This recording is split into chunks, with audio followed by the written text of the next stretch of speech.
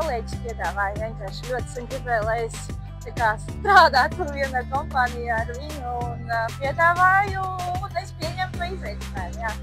Pilnīgi savādāks, pilnīgi no nulles, tā kā agrāk es strādāju pilnīgi citā sfērā. Kā ir mainījušies klienti pēdējā gada laikā? Mainās klienti ne jau pēdējo gada laikā, bet arī pēc sezoniem vairāk.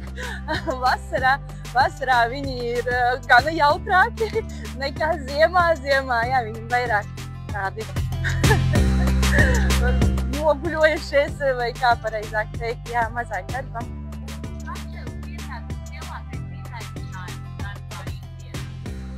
Principā mums ir kurš projektiņš, tas ir izaicinājums. Tu restartējies no darba. Es restartējos no darba. Vispirms man patīk ceļot. Tas ir pirmais. Otrais, no pagājušā gada es esmu motobraucējs un šo sezonu mēģināšu to visu apvienot kā turismu, ceļošanu kopā ar motobraukšanu. Pēc iespējas, jā, vairāk.